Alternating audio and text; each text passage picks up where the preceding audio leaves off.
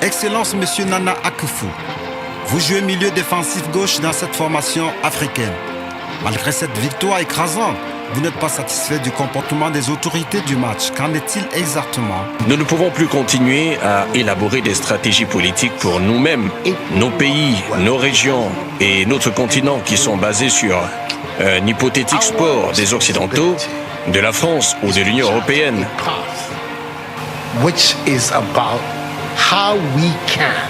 Cela ne marche pas, n'a jamais marché et ne marchera jamais. Notre responsabilité est de trouver un moyen de développer nos pays par nous-mêmes.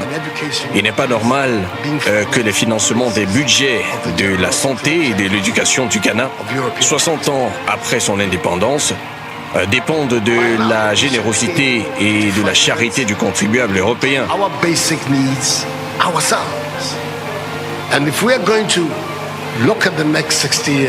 Nous devons aujourd'hui être à mesure d'autofinancer nos besoins alimentaires et élémentaires.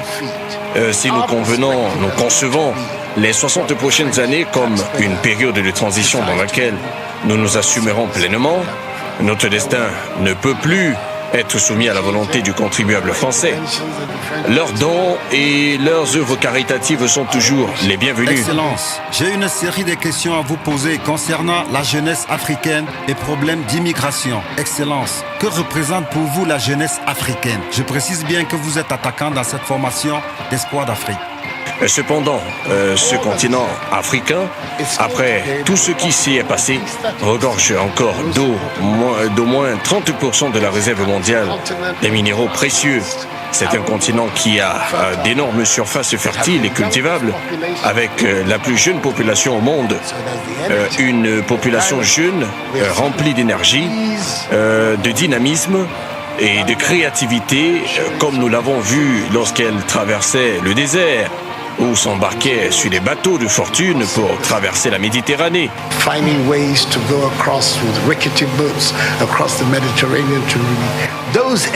Nous voulons que ces énergies travaillent dans nos pays et elles le feront à condition que nous leur construisions des environnements qui leur redonnent l'espoir et les opportunités nécessaires à leur épanouissement. Ok, là vous parlez du Ghana.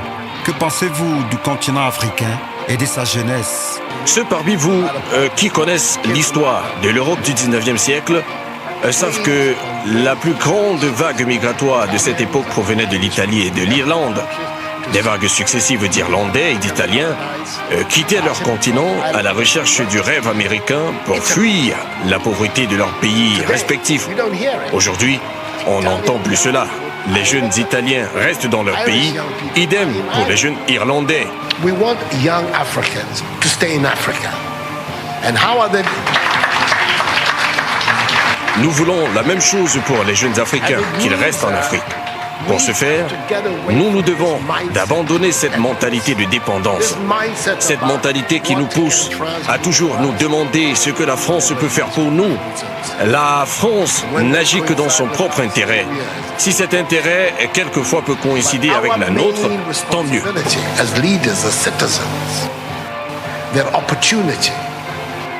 Les migrations et les mouvements de personnes sont présentes de nos jours, comme si c'était un phénomène nouveau, alors que c'est tout le contraire.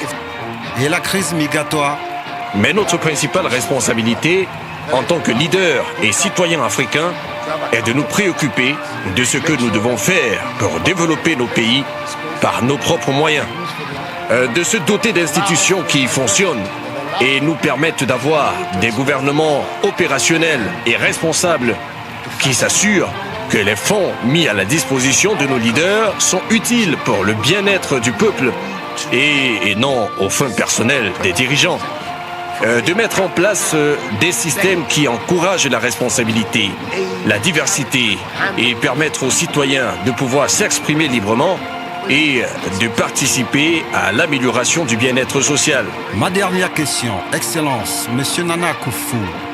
Quel conseil donnez-vous à vos coéquipiers de cette formation africaine, aussi divisée et mal organisée pour les prochains sommets France-Afrique, qui n'est rien d'autre que du cinéma et du folklore aux yeux des Africains?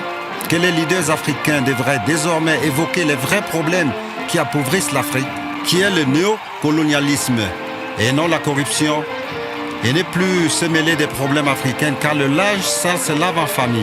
Un exemple à encourager, par exemple, l'Érythrée et l'Éthiopien, ils ont fait la paix sans l'aide de l'Europe.